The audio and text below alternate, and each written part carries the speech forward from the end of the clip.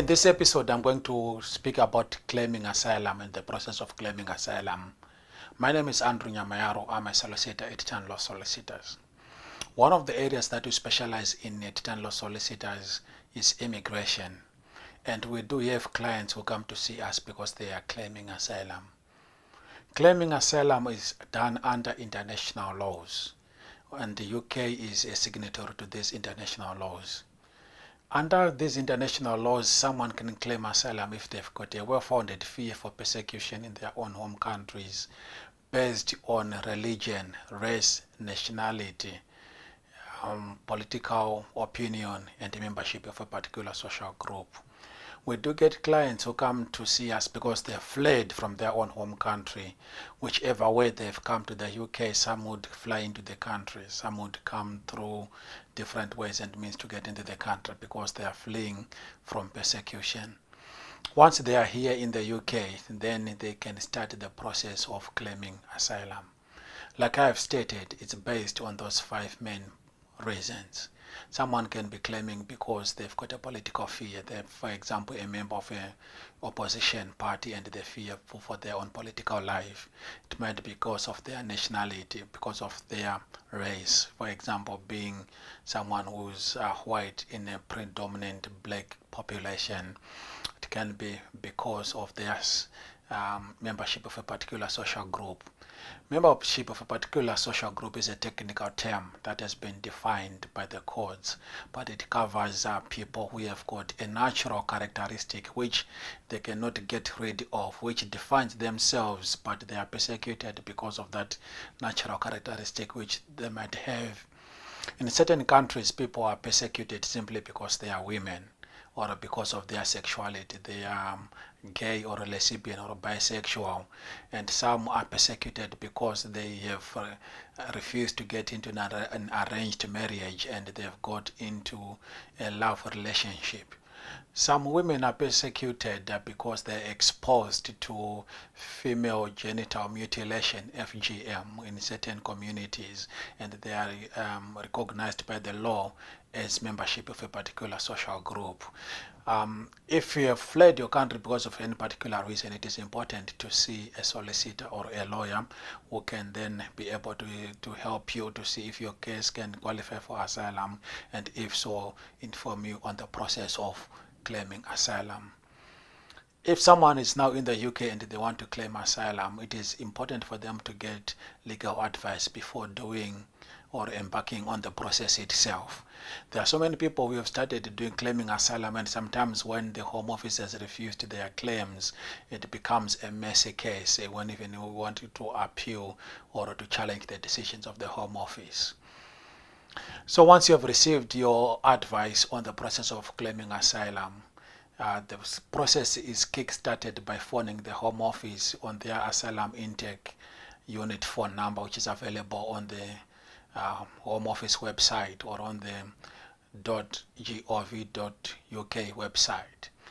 Once you call the Home Office will normally take your details, your name, your date of birth, your address, and the reason why you are claiming asylum. They will then say they are going to call you back within a few days, and you will have to state to them whether or not you require an interpreter to be present on the phone.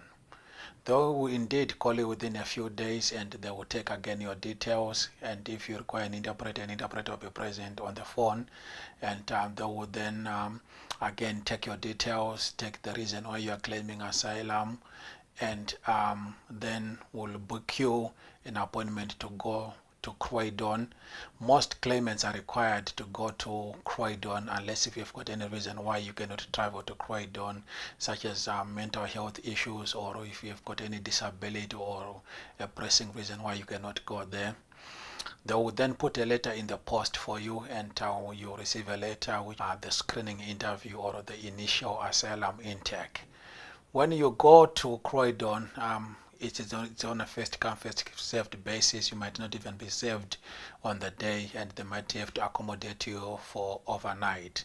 You have to go to Croydon with your dependents, if you have got any dependents that you are with when you are claiming asylum.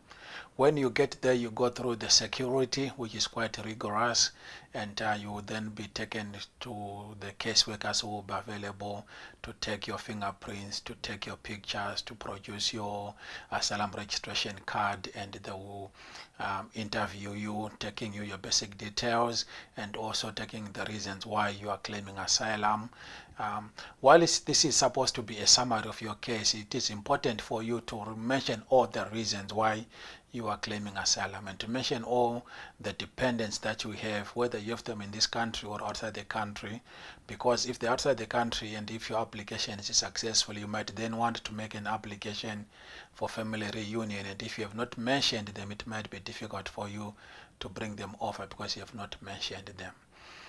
It is also important for you to mention whether or not you require financial and accommodation assistance from the Home Office. If you require such assistance, then the Home Office will give you the forms to make this application. They might put you in emergency accommodation for you to stay, and they might signpost you to another organization to help you complete the forms to do the application for accommodation and for financial assistance.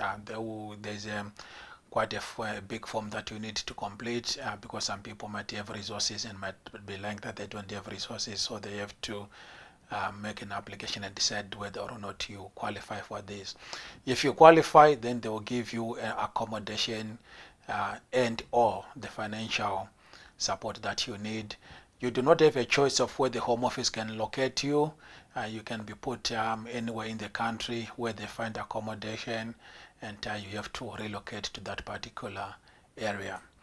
Once you have finished the screening interview, then they will tell you that we are going to contact you for your main interview, and they will then also send letters. On the day they will give you letters, what is called a statement of additional grounds, and questionnaire that they will give you so that you can go and complete these ones in preparation of your case. And then they will in due course send you documents for you to start reporting at your nearest police station or Home Office premise, or whichever place they want you to report, either once a week or once a month or whatever they want you to report. It is important between your main interview and the screening interview for you to gather your evidence, to see your solicitor, to prepare your statements, so that when you go for the main interview, you are prepared and your statement is ready, and you have been prepared on how to answer your questions, not coached to answer the questions, but prepared on the process by your solicitor. The Home Office normally states on its website that it takes about 6 months for the process to come to an end, and the Home Office historically is in breach of its own policy there. They normally take longer than that to complete the process.